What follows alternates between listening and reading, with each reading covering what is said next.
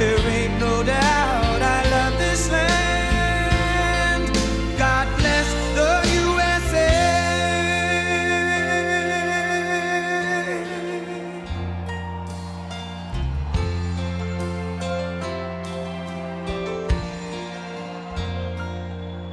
From the lakes of Minnesota to the hills of Tennessee, across the plains of Texas, from sea to shining sea, from Detroit down to Houston and New York to LA, where there's pride in every American heart, and it's time we stand and say that I'm proud to be an American, where at least I know I'm free, and I won't forget the men who died, who gave that right to me, and I gladly stand up next to you and defend her still today, 'cause there ain't no doubt I love this land. God bless the USA.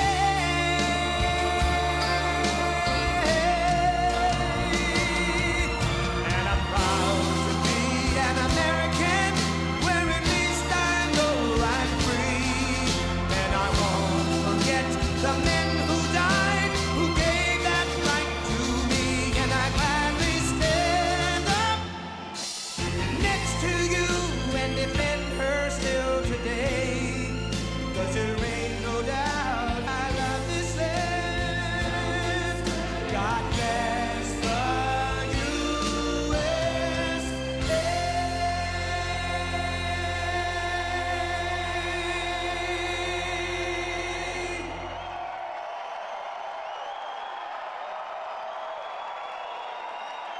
Hello, Wisconsin. This is a great state. I am thrilled to be back with the thousands of loyal, hardworking American patriots who, by the way, gave President Trump a win. Thank you very much. Thank you very much. Thank you very much. Incredible people. I want to begin tonight's rally by addressing the suspicious devices and packages that were mailed to current and former high-ranking government officials. My highest duty, as you know, as president, is to keep America safe. That's what we talk about. That's what we do. The federal government is conducting an aggressive investigation, and we will find those responsible, and we will bring them to justice, hopefully very quickly. Any acts or threats of political violence are an attack on our democracy itself. No nation can succeed that tolerates violence or the threat of violence as a method of political intimidation, coercion, or control. We all know that. Such conduct must be fiercely opposed and firmly prosecuted. We want all sides to come together in peace and harmony. We can do it. We can do it. We can do it. It'll happen. More broadly, there's much we can do to bring our nation together. For example, those engaged in the political arena must stop treating political opponents as being morally defective. Have to do that. The language of moral condemnation and destructive routine, these are arguments and disagreements that have to stop. No one should carelessly compare political opponents to historical villains, which is done often. It's done all the time. Got to stop. We should not mob people in public spaces or destroy public property. There is one way to settle our disagreements. It's called peacefully at the ballot box. That's what we want. That's what we want. As part of a larger national effort to bridge our divides and bring people together, the media also has a responsibility to set a civil tone and to stop the endless hostility and constant negative and oftentimes false attacks and stories. Have to do it. Have to do it. They've got to stop. Bring people together. We're just 13 days away from a very, very important election.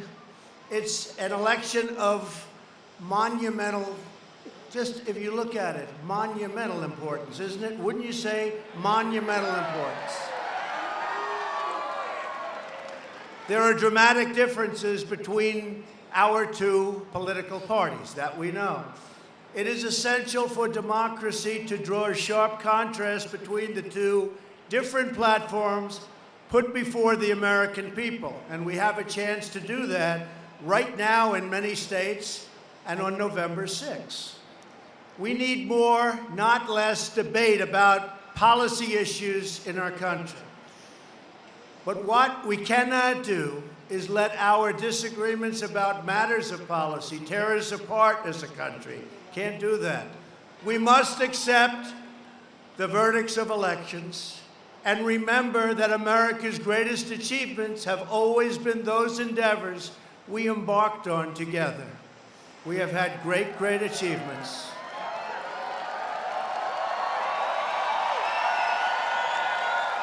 So true. So let's put it all together, right? Let's put it all together. Let's get along. Great country. We're going to get along. But that's why I'm here today. That's to ask the people of Wisconsin to re-elect a truly great governor, Scott Walker,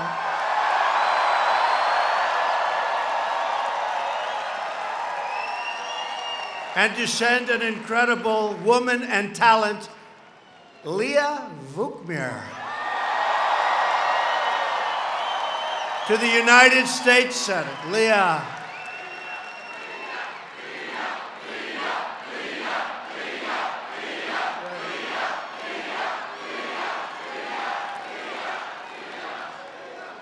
Those are two great people. Scott and Leah are true champions for the state, always have been.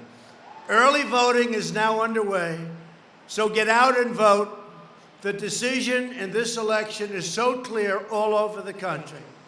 Republicans are for lower taxes, less regulations, and more economic freedom, and that's a good thing. That's a good thing.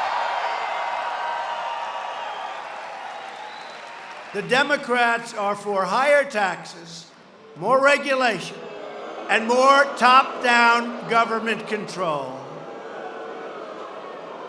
And by the way, do you see how nice I'm behaving today? This is like, have you ever seen this? We're all behaving very well. And hopefully we can keep it that way, right? We're going to keep it that way. Republicans want to create better health care through more choice, lower drug prices, and you will see very soon drug prices will go plunging downward. You wait, you watch. It's all in motion. And we've created much more competition. Democrats want socialist health care where private plans are outlawed and abolished. Republicans want a strong, secure border.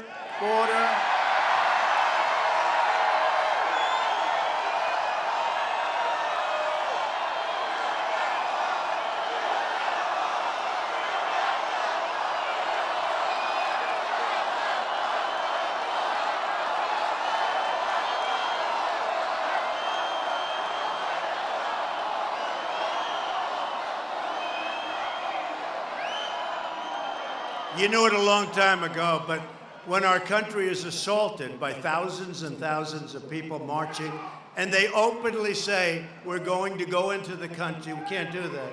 We can't do that. Can't allow that. It's unfair to you, but it's also unfair to thousands and thousands of people that have gone through a legal process. Some are waiting online 10 years. Everything is perfect, and they don't get in, but other people just march right in. It will not happen. You watch. It won't happen. We can't let it happen.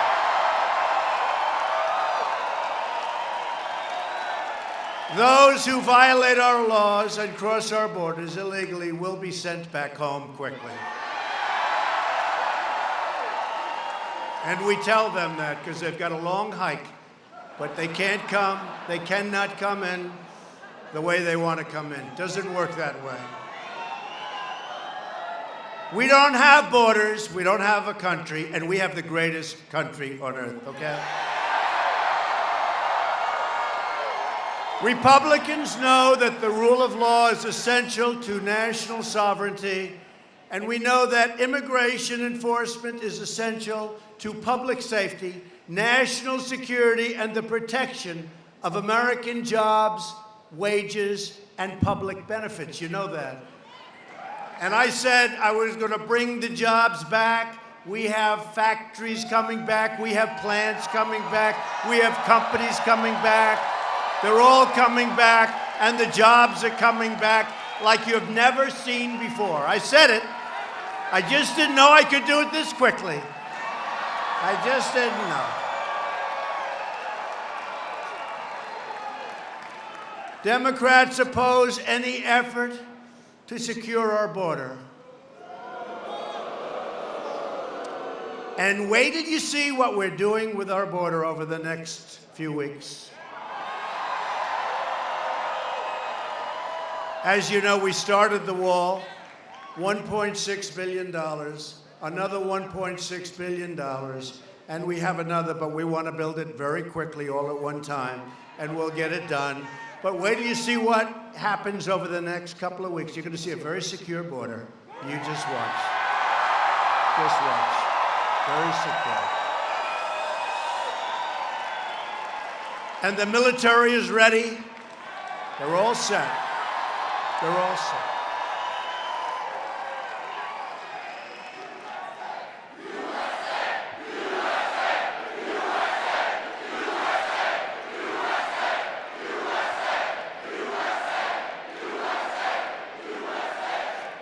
They're all ready, and there's nobody like them. Democrats believe in catch and release. You know what that is, right? That's you catch a person coming across our border illegally. What's your name? My name is so-and-so. Well, do me a favor, write it down. Would you show up in about 3 or 4 years for a court case? Yes, I'll show up. And we never see them again. We never see them. They strongly support sanctuary cities that refuse to cooperate with federal law enforcement and release known gang members, predators, criminal aliens into our communities. It's not going to happen in Wisconsin, I can tell you that. Not going to happen. And we're getting them out fast. MS-13, thousands and thousands of MS-13, they're out. We're getting them out fast because of ICE and other law enforcement. ICE, they come in, and other law enforcement. And the Democrats even oppose legislation to increase the penalty for criminals and drug dealers who repeatedly break into our country and hurt and seriously injure, and even worse, our people. We're not allowing it anymore, and they understand it, and they understand it. Everybody understands it. Republicans believe our judges should interpret the Constitution as written. Democrats believe judges should be able to rewrite the Constitution, which they're doing all the time, especially when it comes to the border. They end up writing rules and regulations that are worse than anything you've ever seen. But ultimately, we're going to get up to the Supreme Court, and hopefully that great court will straighten things out. And these are just some of the issues in this election. And these are also the reasons why it's so important for each of you, each one, to get out and vote. Get out and vote. Now, if you're going to vote Democrat, don't bother. But if you're going to vote I think we have a lot of Republicans here, don't we?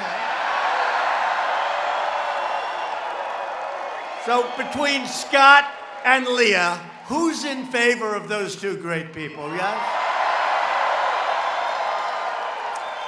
I thought so. And you got a lot of people outside. This is a beautiful place, by the way. This is a beautiful place. Under Republican leadership, America is booming. America is thriving. And America is winning because we are finally putting America first. It's been a long time. It's been a long time.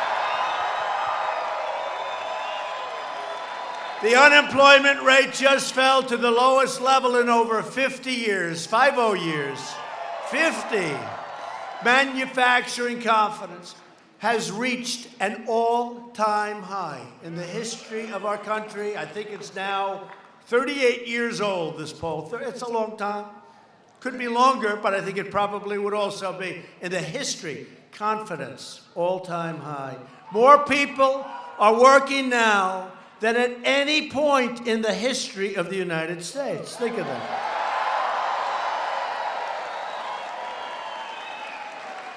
And one of the reasons for that is that we have eliminated a record number of job-killing regulations.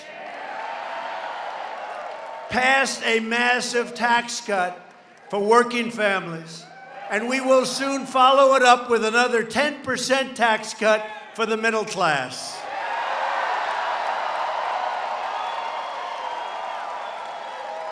That's all for the middle class.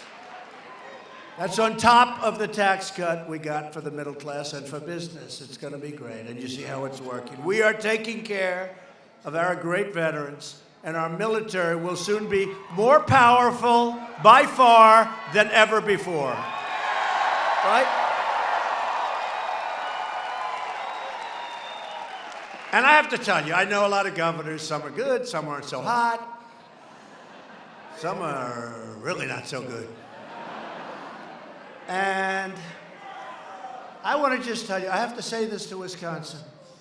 He ran against me in the primary. He was tough. He could be nasty. Wow. But he was tough and he was smart. But I've gotten to know him well. And he did something that I didn't think would be happening in this country for a long time. I got him set up with an incredible company called Foxconn.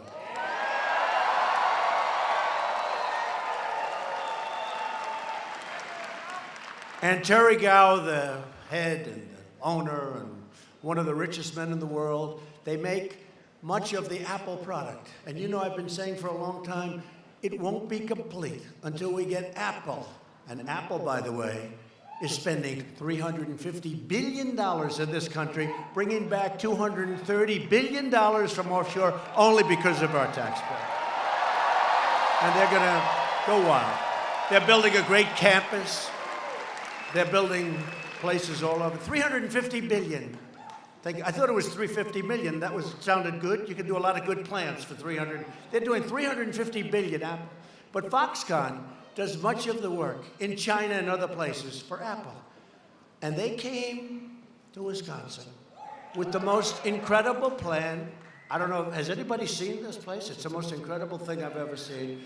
And we toured it, and we had a ribbon cutting a few months ago. And I handed it over to Scott, and I said, lots of luck. That was just the very beginning. 99% of the people, if they were governor, could never have done that job. Not only do the job, do it so well. It was almost 15,000 jobs. And much more important, there's no plant like it anywhere in the United States. One of the most incredible things I've ever seen. One of the most incredible things.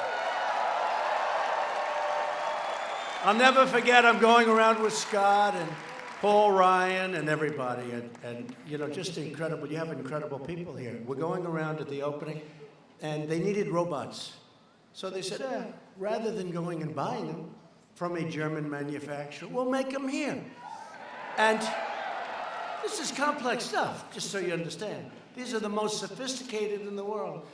And You come back 3 months later, they have a whole robot factory made. It's the most incredible thing. This is truly one of the great plans, certainly in this country. I don't think there's anything close.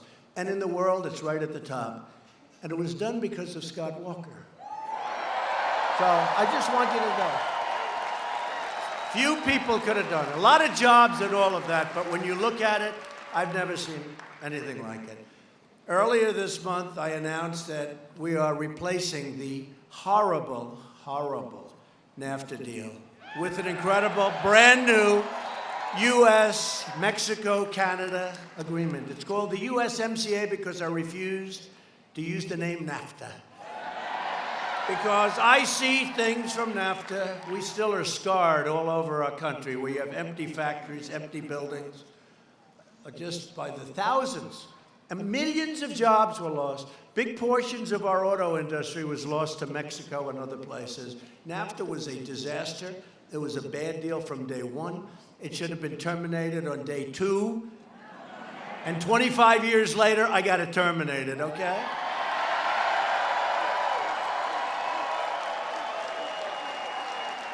And the new USMCA, I like that name. USMCA. It works. Now I say it like routinely. At first we had to sort of give it a little thought. Now it's very routine. USMCA. It's a giant victory for Wisconsin farmers, manufacturers, and dairy producers. And I have to say this because we have a lot of great farmers in this country, but I give Wisconsin a lot of credit for it. Because I came up here once, and it was rough. I was with Ron Johnson, a great person, a great senator who loves you, and Paul, and I was with Scott, and I'm just going around, and farmers came up to me. Sir, could you help me? I don't know that much about farming, but I know about business. And these great people came up. Sir, Canada just put a surcharge on our dairy product, and they did this and they did that. And I said, can't be that bad. Then I'd go see another group, sir. And they had just put a very onerous tax on a very specific type of specialty milk. What the hell do I know about specialty milk? And you know what? It's funny. It was a very small part of the market, but it was the wrong thing to do. And it really angered. Because on the big part of the market, in dairy, you were paying 275% tariffs. And nobody knew that. But this little tiny part of specialty market, it got you. In other words, you're paying it for years, 275. This little, which was a fraction of the big market that you accepted and you lived with it. Basically, it was a barrier to Canada. It was a barrier. And they're great people, Canada. But this was a barrier. This little thing got your goat. And I got up here, and I got hit by every farmer in Wisconsin over this. It was just a step too far, right? You know, you go up to the line. They just went a little too far. And since that time, I never forgot it. So you're really responsible to a large extent for the USMCA. I never forgot. And now, as you know, the Canadian market, which was not open, is now open. Go do well. And it's a great agreement. And we're not going to lose our businesses anymore. We're not going to have them move down and build plants and build all sorts of things. And we've gotten tremendous reviews on that agreement. So we're very proud of the USMCA. And to a very large extent, it started here because of a specialty dairy, little tiny dairy product, okay? Really did. Because I saw what happened. You were treated unfairly. And your political leaders, and that's all of them, they pushed me hard. They said, don't forget those farmers. I didn't. And I came back numerous times and I saw the farmers. But now we have a final agreement. It's going to be approved by Congress, I'm sure, very quickly, I think. Statutorily, we have to wait a period of time, and then you have to wait again, but it's right on track, doing well. And even, I must say, and this is very positive, even Democrats like this deal. The Democrats like the deal. Can you imagine? It may be bipartisan. Can you believe that? Can you believe that? And that's what we're talking about today. We can do a lot of that. And I think we will do bipartisan on infrastructure. I think we're going to have a lot of that. So that would be great. But thank you very much to the people and to the farmers of Wisconsin. You had a lot to do with And 2 weeks ago, we achieved yet another historic victory for our nation. We proudly confirmed the newest member of the United States Supreme Court, Justice Brett Kavanaugh.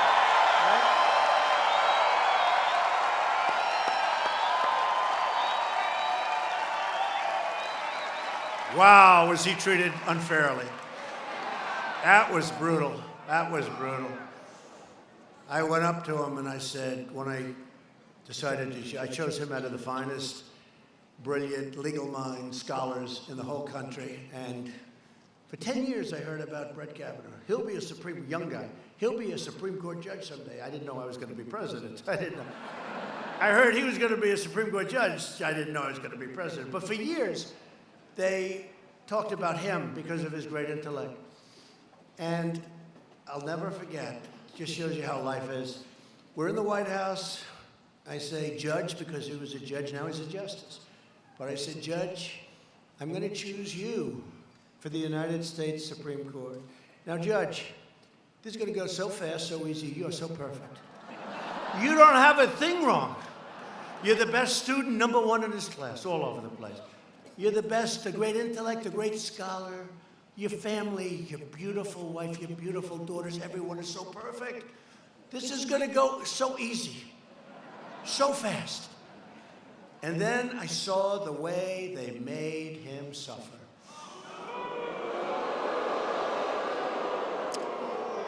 But he got through it with style and got through it with grace, and now he's going to be on the United States Supreme Court for a long period of time.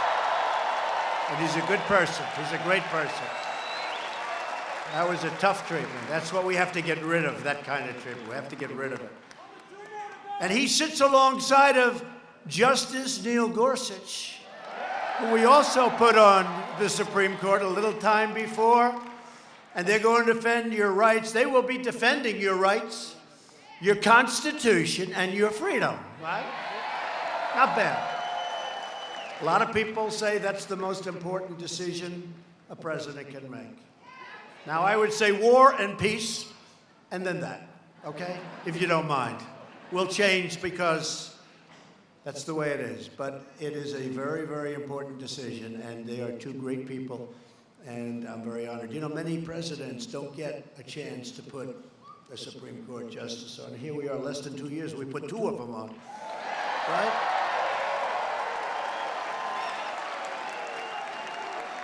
So if we go with this clip, we'll put 8 of them on. How do you like that idea? 8. 1 a year. We'll do 1 a year. We'll put 1 a year on. Thank you very much. Very important that we have great, great talents and great people on the Supreme Court of the United States. This will be the election of the caravans, Kavanaugh, law and order, tax cuts, and common sense. A lot of it's common sense. A lot of politics is common sense. We are honored to be joined tonight by many great Republican leaders, including the Wisconsin leader who fought so hard for our tax cuts, regulation cuts, veterans. Hey, we fought for those veterans, and choice. We fought for choice. And for our great military, in terms of $700 billion. We're rebuilding our military stronger than ever before. Speaker Paul Ryan. Paul.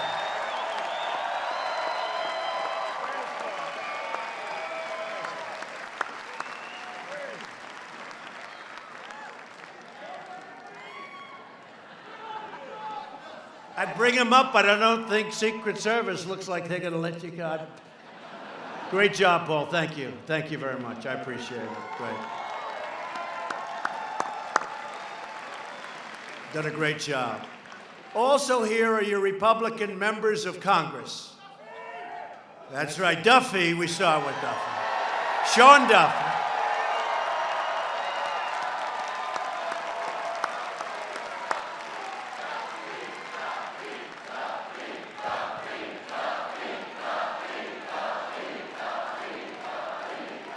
You know, I love champions. Okay, I have to tell you this about Sean. So I didn't know. Sean was just a nice-looking young congressman. What do I know? Then I'm watching something, and I see a guy going up a tree. It's a few years ago, but that's okay. He's going up a tree. And they said, it's Sean Duffy. I said, can't be the one I know. And it was. And he was the world champion for 5 years.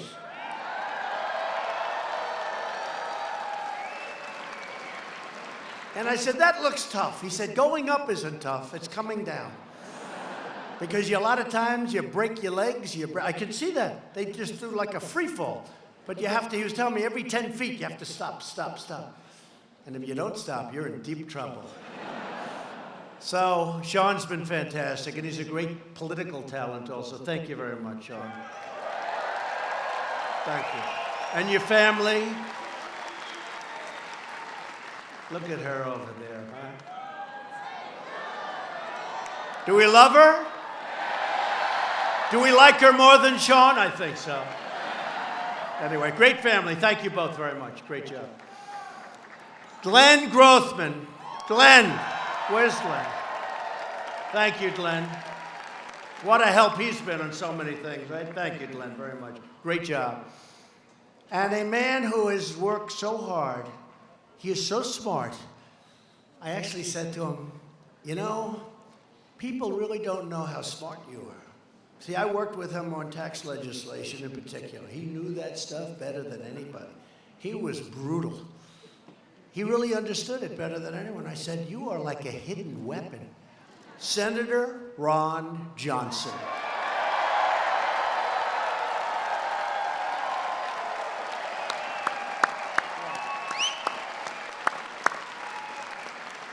And he took that compliment like it didn't matter. He just wanted to get back to work. Thank you, Ron. Great job. We appreciate it. These people appreciate it. And I also want to thank a woman who works very hard. It's not easy being First Lady, especially being First Lady of Wisconsin, Tonette Walker. Thank you, Tonette.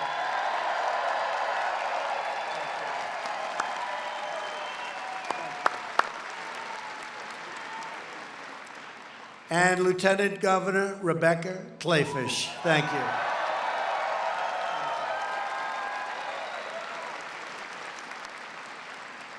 Wisconsin State Senate Majority Leader Scott Fitzgerald.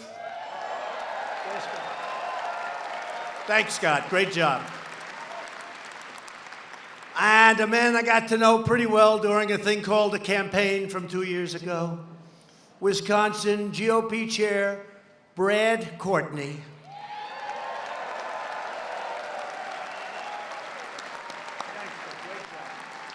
Great job, Brad. Well, you brought us to victory, so we should. Another man who brought us to victory, and I'll tell you, he's a special person. He's a great person. It took us all about 5 years to figure out how the hell to pronounce his name. But now we have it. He's doing fantastically well. He is just really somebody that you love him in Wisconsin, they love him in Washington, which is a rare combination, I have to tell you. But he's a very talented guy and a really good person. Former Chief of Staff, Reince Priebus.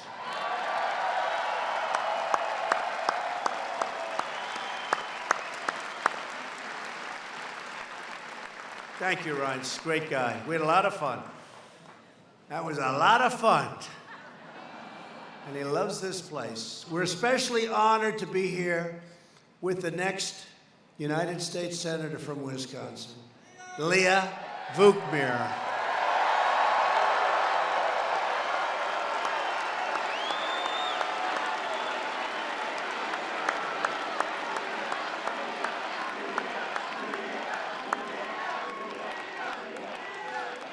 And, you know, I like looking at polls only when we're winning. I don't like them otherwise. And I like real polls, too. And Leah, I don't know if you've seen the last polls. You're doing very well, Leah. You're doing very well. Leah's a tireless fighter for the people of Wisconsin. She will always vote for your Wisconsin values. She's a very special person. I've gotten to know her. I don't know if she liked me at the beginning, but she likes me now. Does that make sense? She likes me now. We've gotten to know each other. She's an incredible woman. Leah's radical far-left opponent is Tammy Baldwin, who wants a socialist takeover of health care. You know, I'm trying to say that very nicely. I'm trying to... See, normally I'd scream, they want a socialist takeover. Now I say, wants a socialist takeover. I'm trying to be nice, okay? Right? But it's true. Baldwin voted against our tax cuts, and she wants to restore job-killing regulations that have helped literally rebuild our country. Baldwin opened and voted against Kate's Law, if you can believe that. She voted against the thing that we're proud to have started, and we're moving along rapidly, the border wall. And Tammy Baldwin voted in favor of deadly sanctuary cities. Not too good in Wisconsin. Tammy Baldwin, and this is a bad time for being in favor of open borders, but that's what she's in favor. She wants open borders. She wants people to pour into our country. Can't do that. You can't do that, Wisconsin. So if you want strong borders and safe communities, you need to vote for Leah.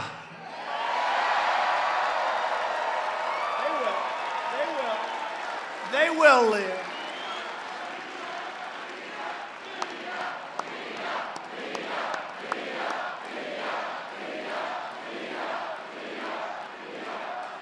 I think you like her. Huh? They like you, Leah. It's going to be a big, big win. It's going to be a big win for you because you need that kind of representation. Thank you, Leah.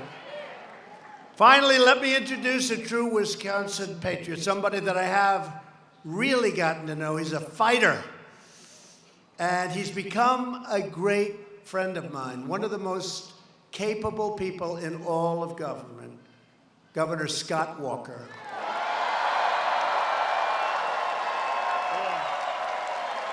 You are, Scott. You are. Scott Walker is a tireless warrior. He's a warrior. Didn't he win like 3 elections last time? Right? He's the only guy who gets elected 3 times and he doesn't stop. He's a warrior. That was some period of time, right, Scott? 3 times. He's a warrior for Wisconsin workers and families. Go ahead.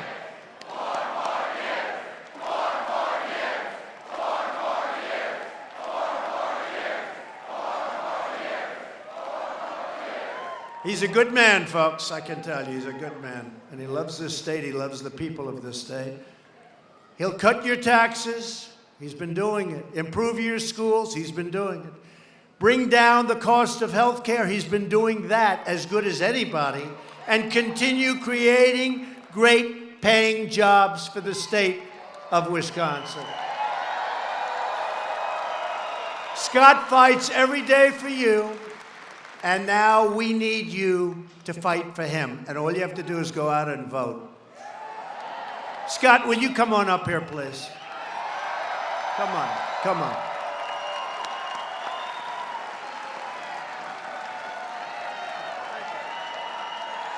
Well, thank you. And thank you, Mr. President. We are so happy to have you back here in the state of Wisconsin, north central Wisconsin. Are you happy to have the president here? Good spot. A couple weeks ago, the president called me when I was with our good friend Mike Pence, our great vice president. He said, "Where should we go?" We said, "Wausau." Pretty good crowd here tonight. They're outside and all around. But I got to tell you, we're absolutely pumped up. We've got more people working in this state than ever before in the history of the state of Wisconsin. 8 straight months of record low unemployment. Things are happening just like they're happening in America. And the president mentioned my wife, Tonette, who does a super job as our first lady. But many of you know, I said before, she's got type 1 diabetes. And Mr. President, I want to thank you. You said it again today. earlier today, and I want to reinforce it to everyone here in this state and across the country. We will always cover people like my wife with pre-existing medical conditions. Don't believe the lies. Don't believe the lies. We will cover people with pre-existing conditions. You talked about manufacturing jobs. This year, we're the second most new manufacturing jobs in the country in the great state of Wisconsin. And Mr. President, you talked about Foxconn. It's great to see where we were at back in June with the groundbreaking. But you know what?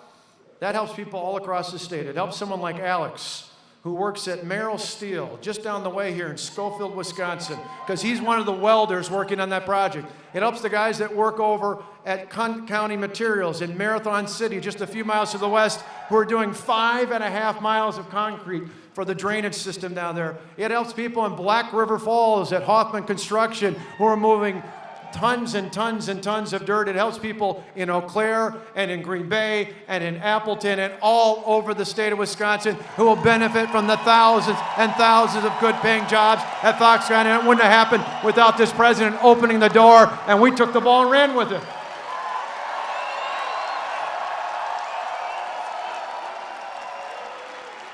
You know, the president talked about dairy, and I remember, you talked about Reince, a year and a half ago, April of 2017. The president was talking about Buy America down at Snap-on Tools in Kenosha, Wisconsin. And when he came in, we grabbed for a minute, and we just, as he talked about, we brought in some of the farmers. We talked about the problem because Grassland had just cut off a bunch of our dairy farmers in this state because of Canada. The president heard about that, and he said, I'm going to bring it up right now. The speech had nothing to do with agriculture. It was all about manufacturing. He took it head on. He said, we will take care of the dairy farmers. And unlike so many politicians in Washington in the past, this president never forgot his promise to the dairy farmers of the state of Wisconsin. He's making dairy great again in America, and it starts in Wisconsin. And I finally want to tell you, because you want to hear him, but one last thing, because we don't hear enough of this from the press. You hear all sorts of myths about the tax cut. Well, let me set it straight. These aren't my numbers. These are official numbers from the Wisconsin Department of Revenue. You know how much the typical taxpayer saves because of this man's tax cuts? The tax cuts that the members of Congress he introduced, helped pass, and he signed into law. A typical family in this state, that's 2 people working, 2-person working household. 2 kids at home saves $2,508. That's real money. That's not crumbs. And Mr. President, we know a thing or two about taxes in this state because over the last 8 years, we've cut taxes on the hardworking people of this state more than $8 billion with lower property taxes and lower income taxes. And we're going to keep doing it because as folks heard before, my opponent wants to raise their property taxes. Tony Evers wants to raise their property taxes and income taxes and taxes on gas, more than $1 a gallon. And what will that do? Tony's taxes will cost us jobs. We're not going to do it. We got a plan to keep moving Wisconsin forward. And with this president, he's going to keep moving Wisconsin forward for generations to come. Thanks for the help for Wisconsin, Mr. President.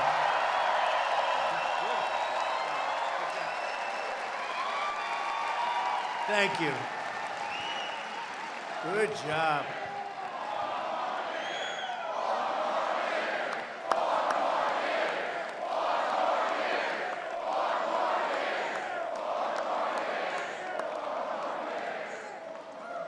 He's a great guy. Scott's opponent is an extreme liberal named Tony Evers. Tony wants to raise your income taxes substantially, wants to raise your gas taxes, raise your property taxes, raise all of your taxes, and Tony Evers wants to get illegal aliens to flood into Wisconsin to get free public benefits funded by you, the American taxpayer. No good. No good. So don't wait. Vote early for Scott Walker. Tremendous guy.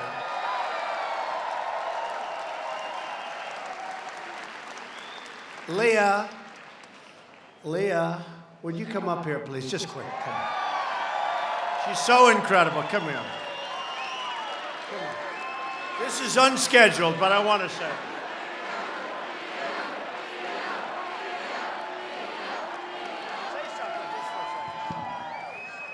Thank you, Mr. President. It is an honor to stand with you, and I am so thrilled that you came back to Wisconsin. You promised me the day you called me after I won that primary, and you followed through on your promise, just like you have followed through on every promise you made for us.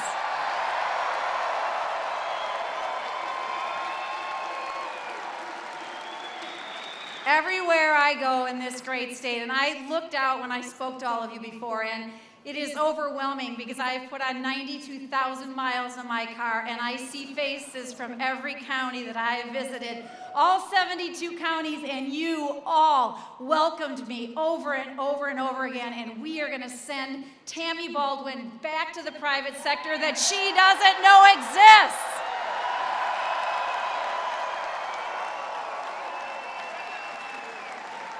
Everything this president said he was going to do, he's done.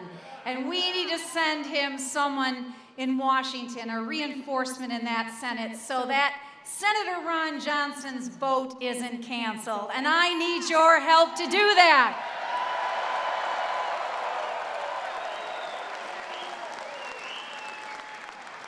Texan Tammy, she doesn't have your best interests in mind. Texan Tammy has voted to increase your taxes 413 times. You heard the governor talk about $2,500. I think it was $2,508 if I heard correctly. Texan Tammy didn't think that you deserved that $2,500. I think you do. And of course, the issue that we have been talking about, health care and health care reform, the big lie that Scott Walker talked about. Tammy Baldwin is saying that same lie over and over and over again. We support taking care of people with pre-existing conditions. I've said it before, I'll say it again. I'll fall in front of a truck before I let people go without coverage for pre-existing conditions.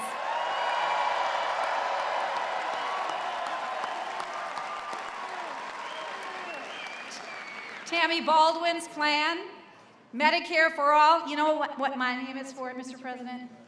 Chaos for all. Chaos for all, because she wants to destroy, dismantle Medicare, Medicare Advantage, Medicaid, TRICARE. I'm not going to let her do it. I need to go to Washington to stand with this man so we fix health care reform once and for all.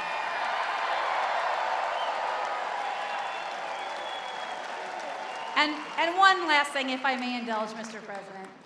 I'm talking about chaos. I mean, it is the left's, that's everything they're about. Chaos at the border, chaos in healthcare, chaos, resist, obstruct. Tammy Baldwin stands for that chaos. She stands for open borders. She stands for sanctuary cities. This daughter of Greek immigrants who knows that we are a nation of laws and we must uphold those laws. And I want to stand with this president when he builds the wall and finishes building the wall.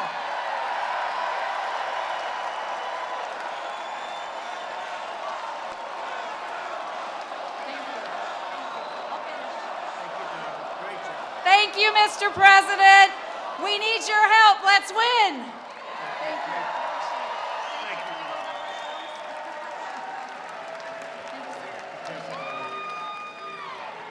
Thank you, Leah. Great job.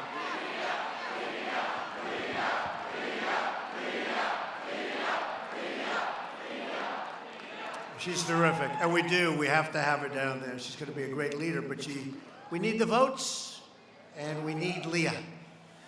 The Democrat health care plan would obliterate Medicare, you know that, and terminate Medicare Advantage for nearly 500,000 seniors right here in Wisconsin. These are people that really depend on it.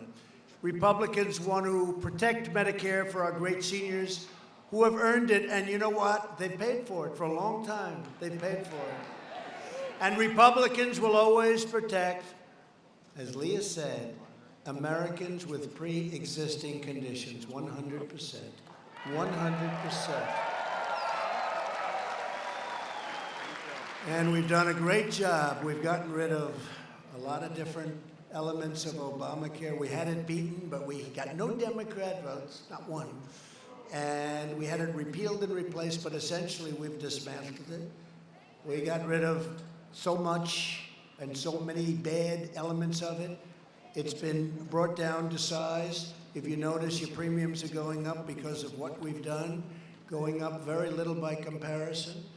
I remember last year I came here, and the year before I came here, we were talking about increases of 115%, 190%, 216% in some states. And we got rid of a thing called the individual mandate, where you had the privilege of paying a fortune in order not to pay a fortune for bad health care. That was by far the most unpopular part. It really was the most important part from their standpoint. Gone, it's gone. Saved tremendous numbers of people a lot of money. Saved a lot of small business owners a lot of money.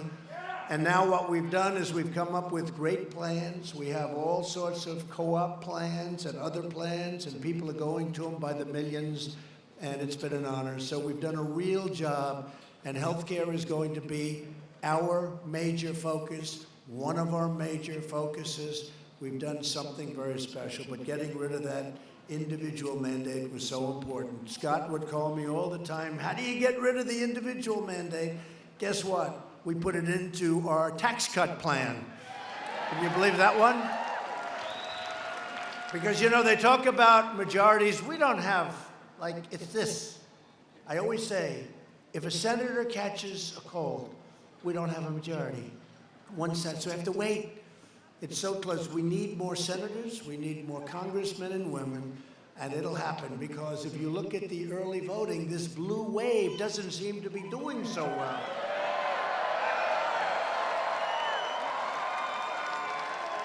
What happened to this blue wave, Paul? I've been hearing about the blue wave, right? It's not doing so well. Now, look, I better be a little careful. Because, you know, in 2 weeks, if we don't do quite as well as we're maybe thinking we're going to do, I'll be all over television with these exact remarks. They'll be doing a number, but that's okay. Look, early voting looks extraordinarily good for the Republicans. Extraordinarily. Who knows? It doesn't matter. It only matters on November 6th when those votes are tallied up and counted. But the start that you've gotten out to, because you want safety, you want security, you want great jobs, you want great Medicare, and you want health care. Thank you very much. Thank you. I like that person. Who is that person? Thank you. Thank you. Good-looking guy. Nice-looking man. But we want strength. We want a strong military. We want to take care of our veterans. We want to get our veterans. You know, we did something for our veterans nobody thought was possible. We got Veterans Choice, where if they're not being taken care of, they go out to a private doctor. Veterans Choice. Took 44 years, and Ryan and all of these incredible people that we just introduced, they helped, every one of them. And Paul, thank you. You worked hard on that one, right? That was not an easy one. And then you had Veterans Accountability, Paul, right?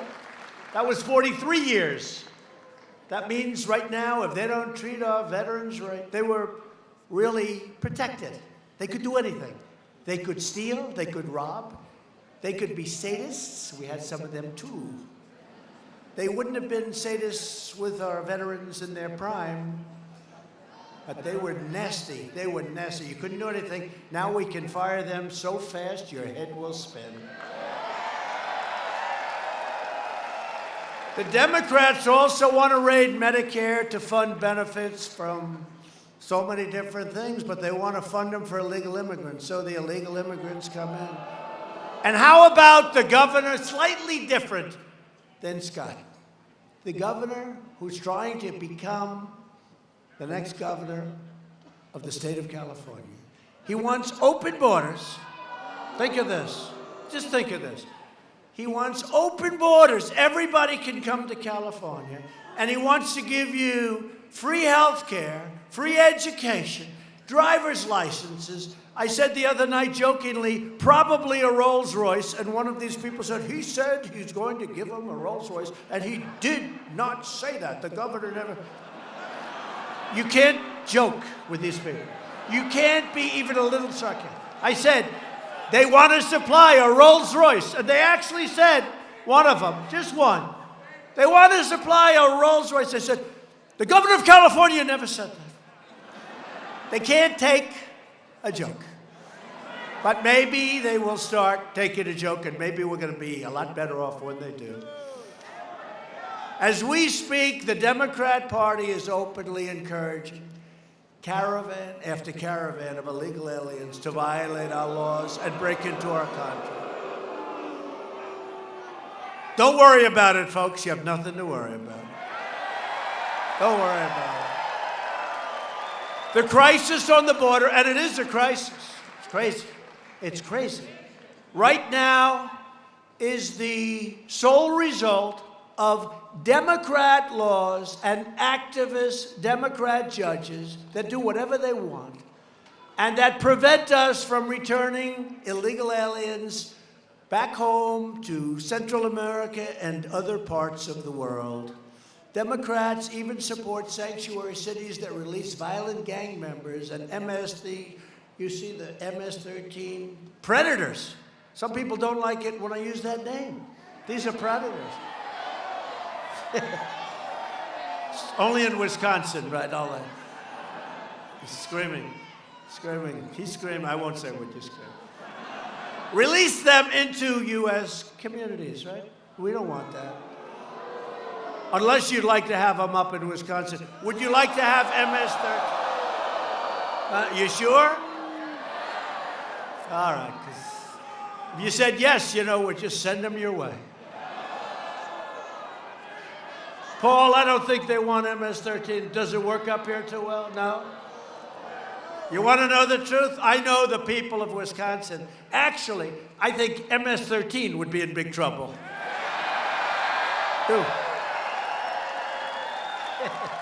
I do.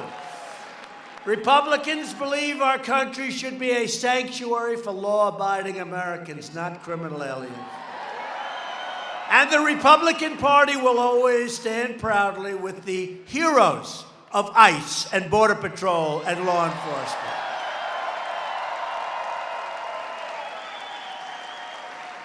And you think they have an easy job? They don't have an easy job. ICE has taken a tremendous amount of pounding. These are great patriots. These are people, you're right, they're heroes. These are people, you don't want their job. They go into nests, they call them nests of gangs, and like MS-13, equal. They go into these nests like it's a day at the office.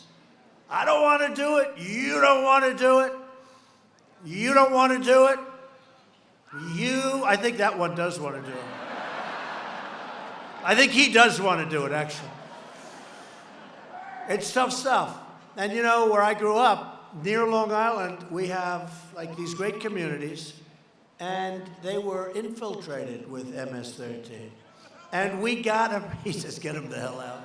We are, actually. We actually are. We are getting them out of this country by the thousands, if you can believe it.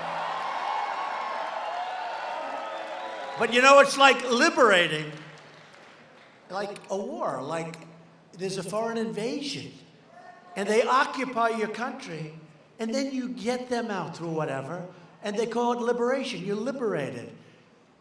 ICE goes in, and they're much tougher, much stronger, and much smarter.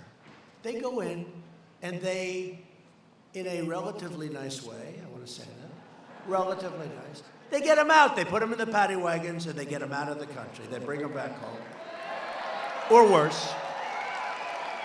And these towns are being liberated, and the people are clapping. They're looking. I'm telling you, it's like watching World War II movies. It's like watching documentaries on World War I and World War II, the occupations.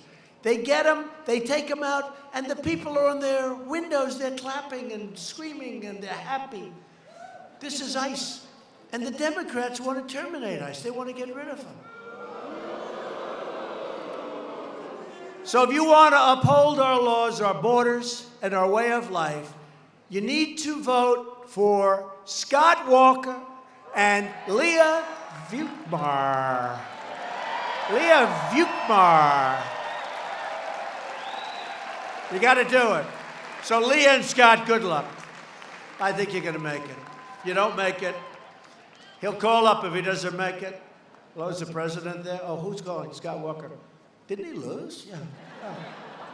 Oh. I'll talk to him in a few months. But that'll never happen. Please don't let that happen. Please don't let that happen. He's got a good lead. Just, you got to vote. Doesn't matter about leads, you know. The lead, November 6th is your lead. He does. He has a wonderful lead. And Leah, looking good. You got to get out and vote. They'll both make it, and we need them both badly. This election is about borders, and this election is about jobs. In less than 2 years, we've created 4.2 million new jobs and lifted, listen to this, 4.2 million Americans off of food stamps. We've created 500,000 new manufacturing jobs. You remember when the previous administration said, you can't have manufacturing jobs anymore. I used to say, what does he mean by that? By the way, I hate to say it, these are our best jobs. These are our best jobs. These are great jobs, and they're very important jobs for our country. But remember they said, you need a magic wand. A magic wand. I guess we have a magic wand, right? In fact, now the number is almost 600,000, and that's since our election. And here in Wisconsin, manufacturing jobs are growing at the fastest pace in more than 23 years. African American and Hispanic American poverty has reached an all-time low. African American, Hispanic American, Asian American unemployment have all reached their lowest rates ever recorded. That's a tough soundbite. Isn't that a tough soundbite for the opponent? Right? And in addition to that, Kanye West likes me. Right? Which is good. Interesting guy. Big Jim Brown, right? I had Jim Brown. These are the opposites. Jim Brown sitting there. He looks like he could play tomorrow. Big Jim and Kanye, totally opposites. Jim's strong and silent. Kanye, he has his ideas. But they're both good people, and they like what we're doing, and that's great. Great people. And women's unemployment just fell to 3.6%, which is, as you know, I hate to say it, that's my worst statistic. Because that's only the lowest rate in 65 years. That's not historic. The lowest, and I've been waiting for 6 weeks to get rid of that 65 years, and I haven't been able to do it, but it's happening soon. It's happening soon. We've also taken the toughest ever action to crack down on China's abusive trade practices. They want to make a deal. And I said, you're not ready yet. True. They want to make a deal. And President Xi is a great person, and hopefully we'll do something soon or someday. But you know, $500 billion has been taken out of this country for years, every year. $500 billion. On trade, we lost $807 billion. Think of it, 800. Who made these deals? Who made these deals? And we're the one with all the power, because we're the piggy bank that all of these countries want to come in and rob. So we have all the power. But we did Canada and Mexico. We did South Korea. We're doing a lot of them now. They're all coming, and they all want to make a deal because they're afraid of those tariffs. They don't want those tariffs. They'll sign anything but tariffs, please. Don't do that to me, President Trump. We don't want tariffs.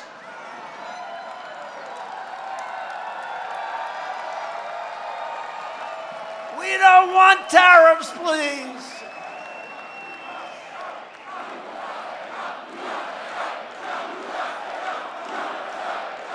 Taking care of our people. We're taking care of our people. You know, we had these globalists. They didn't care so much about us. They want to take care of the globe. I want to take care of the United States of America, and we'll help other countries. We're going to help other countries. But we can't have wealthy, wealthy countries where we take care of their military and we're not reimbursed, or we're reimbursed for a tiny fraction. Can't have that. These are wealthy countries. I've already started. I've gone to some of them. I don't know if I should give you names. Who cares? There are plenty of them. I say, Mr. Prime Minister. I say, Mr. President. I say, Mr. King, Mr. Dictator, Mr. whoever the hell we're protecting. You got to start paying for this protection. Got to start paying.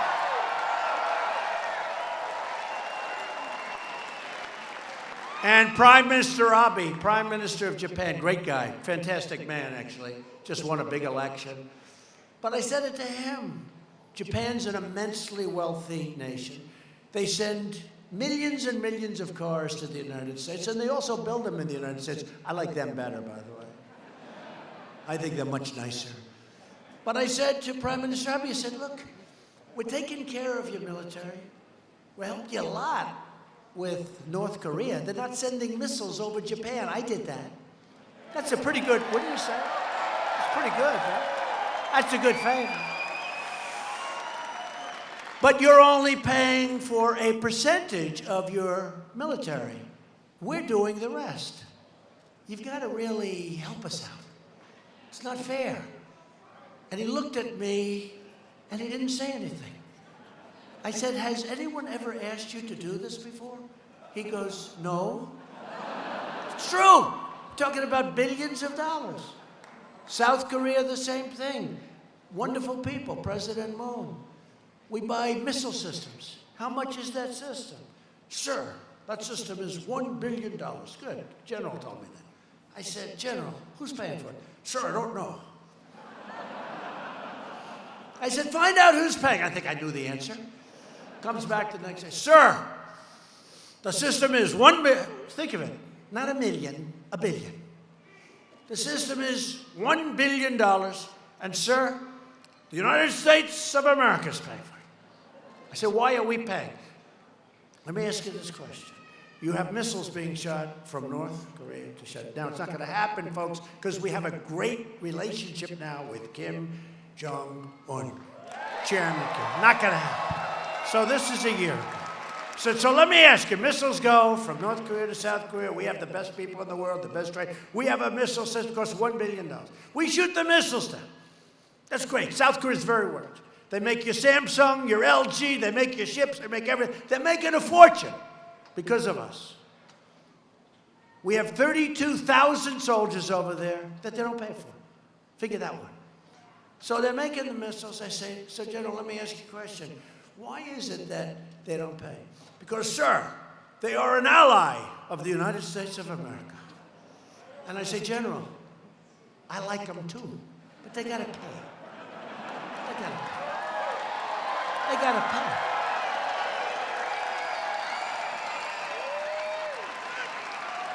They gotta pay. I could tell you 100 stories like that. I could tell you stories all night long, but the politicians may get tired of going.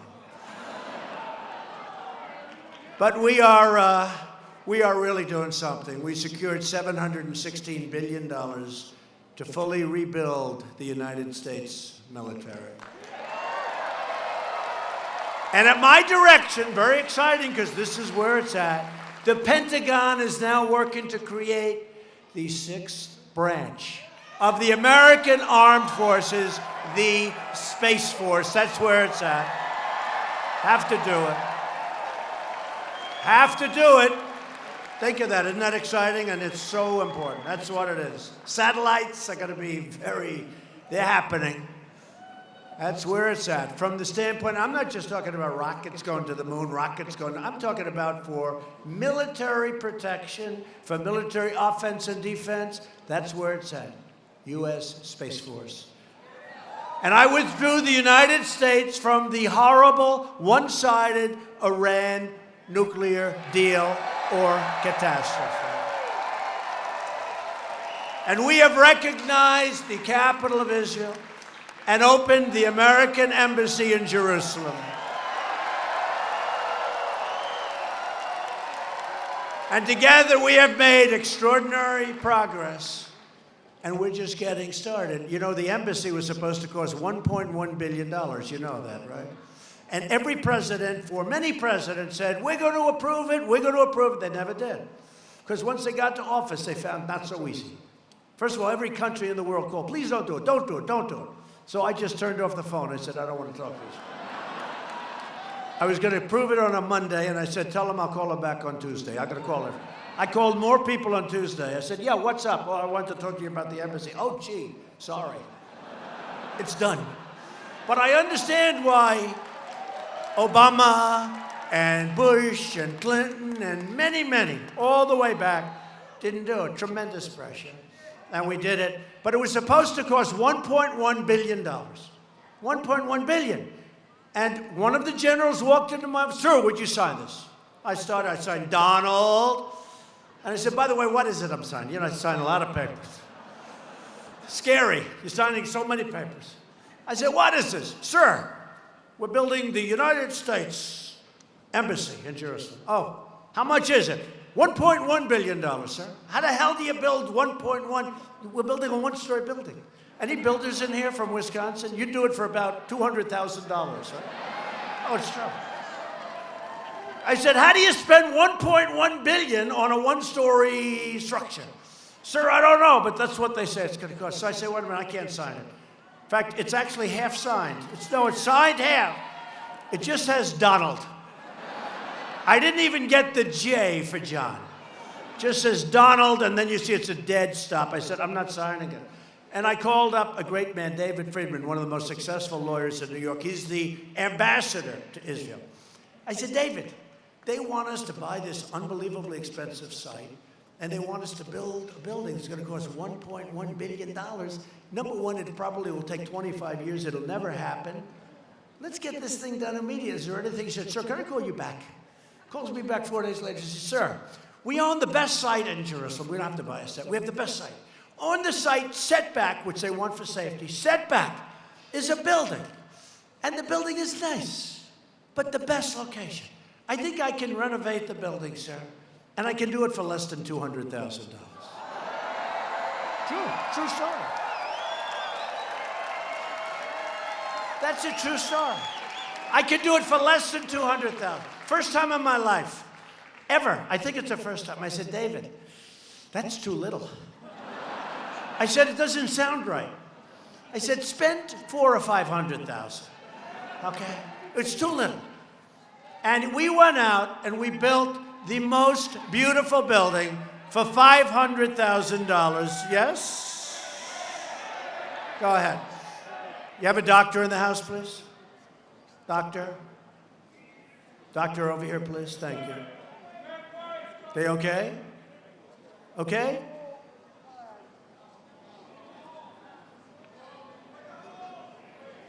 You have a doctor? Thank you, doctor. Doctors do a great job.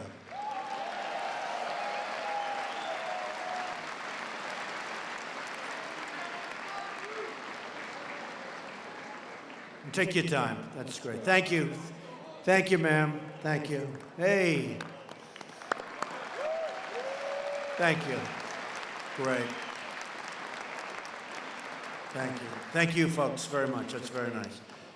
So we got it built, and we're happy, and we saved about $1.1 billion, essentially. And it's up, it's open, it's operating, and we're happy. Everybody's happy.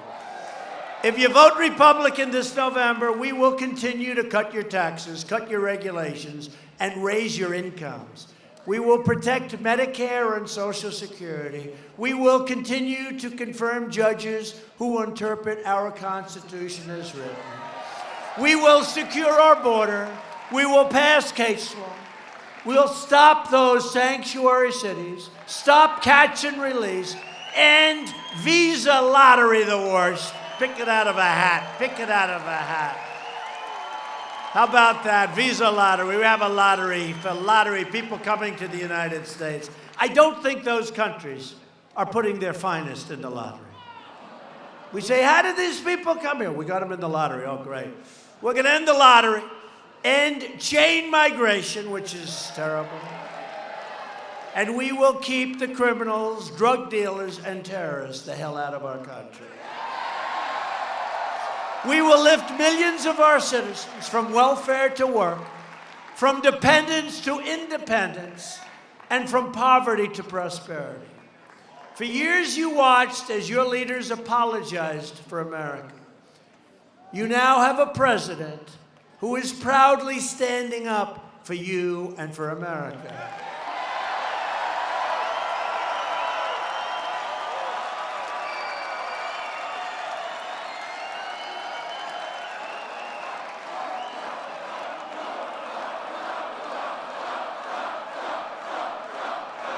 Thank you. We are standing up for your values. We are standing up for Wisconsin. And we are proudly standing up for our great national anthem. If you want to continue this incredible momentum, then you must vote Republican. Go out and vote. Vote for Leah. Vote for Scott. Great people. You won't get better. Loyal citizens like you help build this country, and together we are taking back our country, returning power to you, the American people. That's what's happening.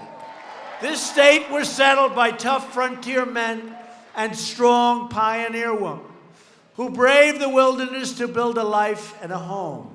They didn't have a lot of money. They didn't have a lot of luxury. But they all had one thing in common. They loved their families, they loved their country, and they loved their God. These courageous Wisconsin patriots did not shed their blood, shed their sweat and tears, so that we could sit at home while others tried to erase their legacy and destroy our proud American heritage. For the sake of our freedom and for the sake of our children, we are going to work, we are going to fight, and we are going to win, win, win, and we are going to keep on winning like never before.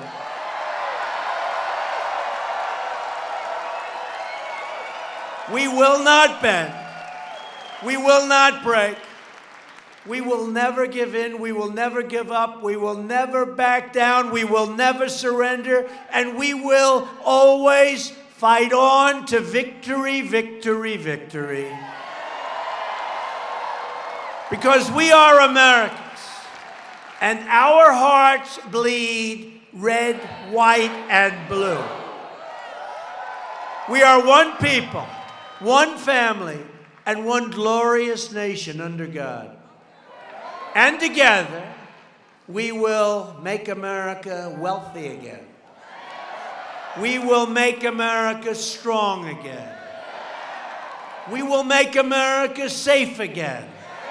And we will make America great again. Thank you very much, Wisconsin. Thank you. Thank you.